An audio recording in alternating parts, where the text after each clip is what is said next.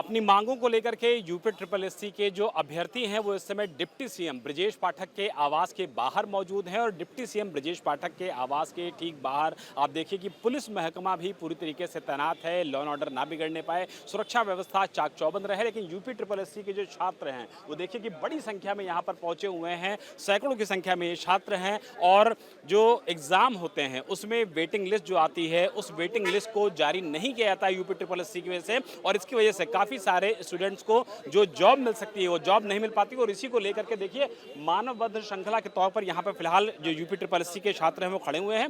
UP triple SC waiting list, अब इंतजार नहीं अधिकार चाहिए। क्या मांगे हैं आप लोगों की?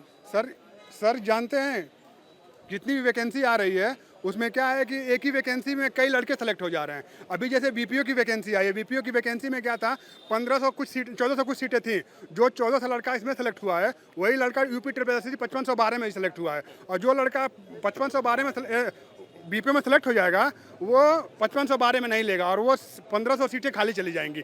ऐसे ही जो लड़का एजीटीए में सेलेक्ट हो गया है, जो लड़का लोअर में सेलेक्ट हो गया है, जो लड़का मंडी में सचिव में सेलेक्ट हो गया वो 5500 ऑडिटर में सेलेक्ट हो गया है वो 5512 में नहीं लेगा।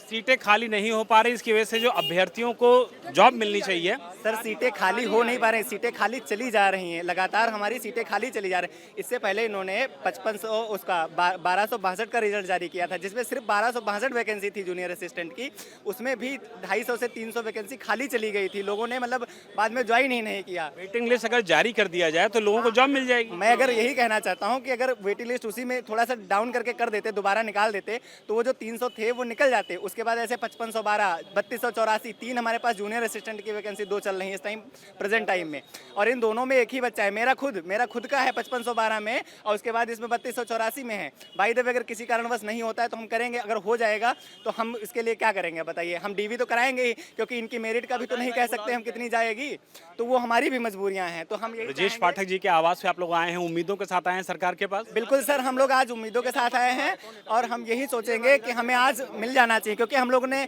वहाँ आयोग जाके भी बात करी। सचिव जी आपका क्या कहना है? सर मेरी जो 530 वैकेंसी पहले आई थी उसके बाद 1828 भी आई है। 530 वाले सेम लड़के जो है 1828 में डीवी करा लिए, मैं सिर्फ डीओबी से बाहर हुआ हूँ। सेम नंबर जो कट ऑफ है वही मेरा नंबर है, सिर्फ डीओबी से मैं बाहर हुआ हूँ।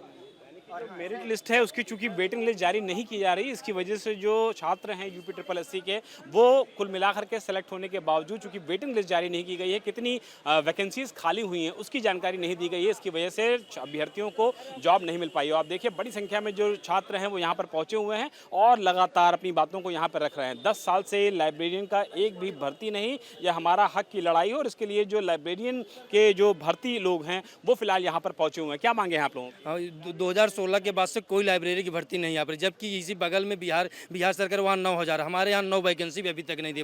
बार बार यूपी ट्रिपल एससी आयोग जाते तो वहाँ बताया जाता अध्याचन है। अब ये बीच में जब कहते ज़्यादा अगर आप बोलोगे तो अध्याचन रहेगा, दबा के ही हम रखेंगे। परीक्षाएं हो पा रही कि नहीं आप लोगों की? सर अभी तक तो अध्याचना ही नहीं आया है। हम लोग 5 बार सर के पास आ चुके हैं, सर के पास से तो हम लोग का काम होता है, लेकिन फाइनली वहाँ से वो रिटर्न कर देते हैं हमको आयोग से। तो हम लोग सर से हम लोग उम्मीद लगा के आए हैं, हमारी बातें सुनी जाएंगी और हमारे वैकेंसी को दिया जाएगा।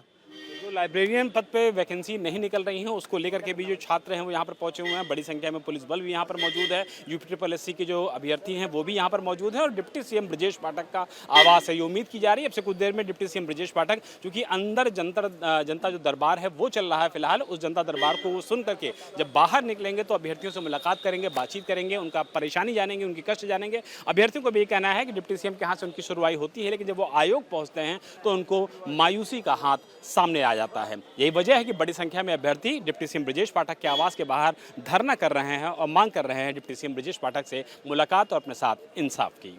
मकसूद आलम के साथ विशाल प्रताप सिंह, इंडिया टीवी, लखनऊ।